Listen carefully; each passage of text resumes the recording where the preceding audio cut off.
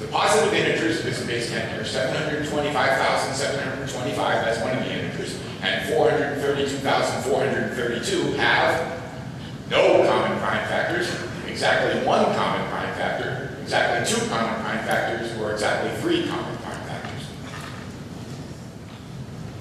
All right, see on question 4-1 for 400 points. Oh, yeah, right next going exactly three common prime factors, very good. So, Jesse, what are they? There's 7, 11, and 13.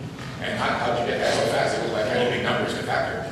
They both have 1001 as a factor. That's 7 times 11 times 2. Right, very good. And very good all beginning. Oh, and then when you factor 725 and 432, they have nothing in common. 725 is maybe, well, both kind of easy factor. But they don't have any others, so very good all beginning. Right, nice going. Thank you for the expo. And I mentioned Sean had been in the game before. Jesse was a contestant last year. And Jesse, the asteroid that's named after you, is it named after you? Is it like the tradition that they name one after you when it hits your house? Or how'd that happen? How'd you get an asteroid named after you? I was at the International Science Fair. And you've also had an article published, right? Was there a connection between those things or not? It was the same project, but not really any connection. All right. So you know, you might say, or astronomers might talk to one another and say, that asteroid's got your name on it. Let's hope that's not the case for Jesse here. Right, so congratulations on that, Jesse. And now let's see what the score is. So Sean, getting the history question right, has all the questions right for 1,000 points. And Thomas, John, and Shrey tied for second with 700 points. And then Jesse, who's tied for, fifth place with 600 points, but still very close. And still a lot of points. All set for question 5? Looks like you are. Here we go.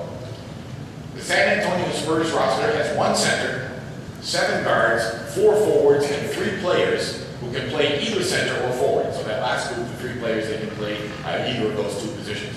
How many different lineups are possible? And then lineups consist of 1 center, 2 guards, and 2 forwards. So you don't have to know anything about basketball. The important thing is that last part, that the team or the lineup consists of 1 center, 2 guards, and 2 forwards.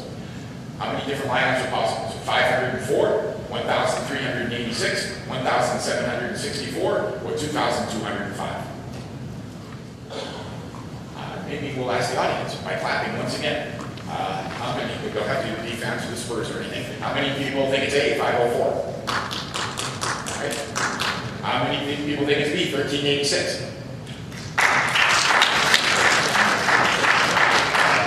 How many people know who Greg Popovich is? Oh, good, very good. How many people think it's C, 1764? Not quite as enthusiastic as B. And how many people think it's D, 2205? For 1. Good. Either that or they dropped their hat. I don't know which was. But I think B was the favorite. Let's see what the correct answer is. It did turn out to be B. Nice going, audience. It's 1386. You got that right. Jesse, very good. How'd you get it? Alright, so you look at the center first, and there's basically 2 cases. If you look at the first case, the one who can only play center, then you have 7 choose 2 for the guards and 7 choose 2 for the forwards. So that's 21 times 21. And then the second case is the 3 forwards / centers can be the center.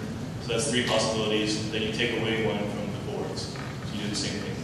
Same kind of thing, right? Exactly. And then you add those 2 numbers together. Yeah, you just add it. Right? All right, so that's a good analysis. That's a good way to do it. Obviously, it's a good way. You got the right. Well, of course, I'm asking how you get the answer good. So that is a good way, and you did get the right answer. So I think you can see what that does to the score. When now Jesse's in a very tight lead. Jesse's in first place with 1,100. Sean right behind with 1,000, and then Thomas, John, and Shrey are tied for third with 700. So very tight lead.